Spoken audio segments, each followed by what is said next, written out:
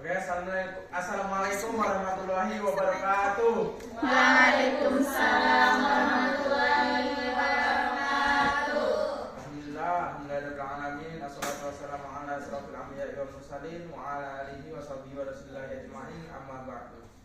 Pertama-tama marilah kita panjatkan puji dan syukur kita atas kehadirat Allah Subhanahu wa taala, karena berkat rahmat dan hidayahnya lah kita masih diberikan nikmat sehat, nikmat umur, sehingga kita masih dapat berkumpul di kelas tercinta ini. Selawat serta salam tak lupa pula kita sanjungkan kepada baginda kita Nabi besar Muhammad Sallallahu alaihi wasallam Muhammad wa ala ali sayyidina Muhammad. Oke, perkenalkan sebelumnya, nama saya Tegar. Tadi kita telah membahas tentang pengertian berpikir kritis. Nah, di sini saya akan membahas sedikit tentang tujuan berpikir kritis. Sekarang saya bertanya kepada rekan-rekan, apakah ada yang tahu tujuan berpikir kritis ini apa sih? Tidak. Tujuan utama dari berpikir kritis ini adalah kita itu untuk mencapai pemahaman yang lebih baik dan keputusan yang lebih bijaksana. Nah, ada beberapa tujuan juga yang mempengaruhi tujuan berpikir kritis. Yang pertama yaitu ada mengevaluasi sebuah informasi.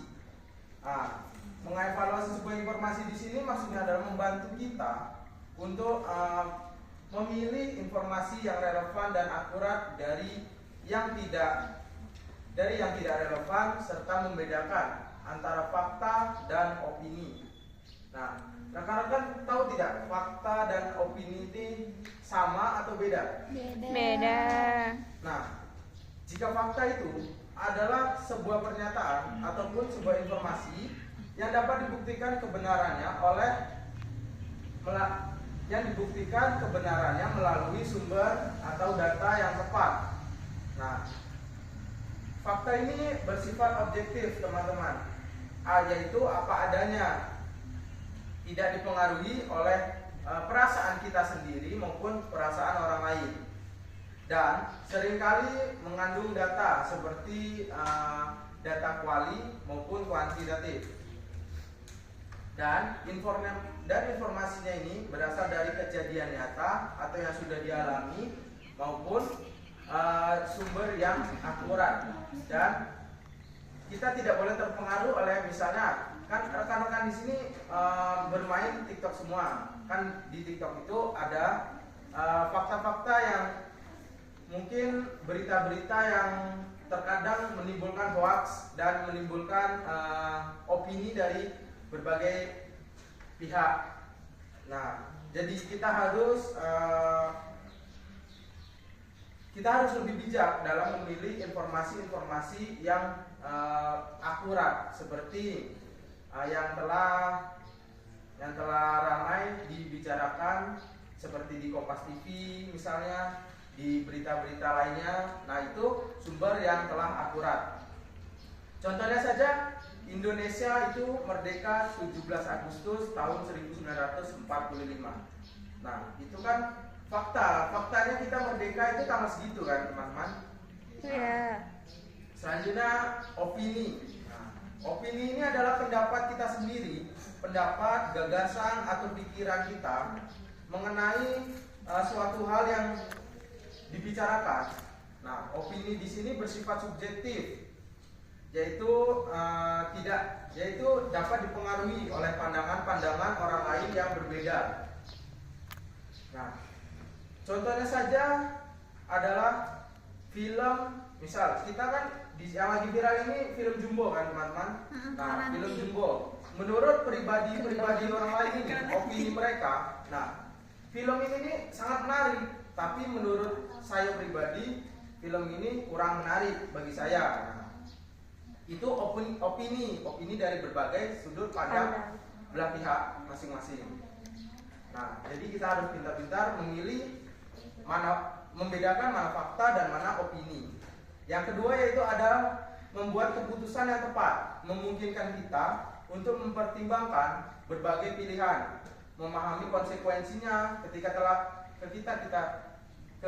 kita telah memilih berita yang telah relevan, yang telah akurat. Nah, kita harus tahu apa sih konsekuensinya untuk kita menyampaikan berita itu, dan membuat keputusan yang lebih terinformasi dan rasional.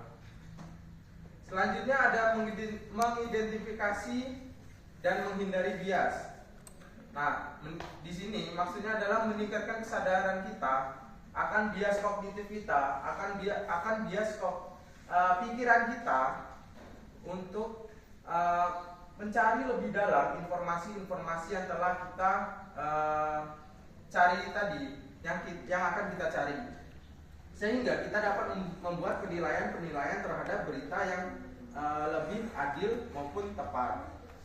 Yang selanjutnya ada mengembangkan pemahaman yang lebih mendalam, mendorong kita untuk tidak hanya menerima informasi-informasi yang begitu saja, dan supaya tidak termakan hoaks-hoaks yang beredar di sekeliling kita. Yang terakhir yaitu adalah meningkatkan kemandirian intelektual kita, yaitu maksudnya adalah memberdayakan kita untuk berpikir lebih dalam untuk diri sendiri dan membentuk pendapat pribadi berdasarkan analisis kita terhadap berita yang kita teliti tersebut, dan tidak mudah terpengaruh oleh pendapat-pendapat orang lain ataupun opini-opini dari orang lain yang tidak kuat tadi. Nah, baik, mungkin itu saja penyampaian dari saya. Lebih dan kurang saya mohon maaf. Kepada Allah marilah kita sama-sama mohon ampun. Saya akhiri, wabillahi taufiq wal hidayah. Wassalamualaikum warahmatullahi wabarakatuh. Waalaikumsalam warahmatullahi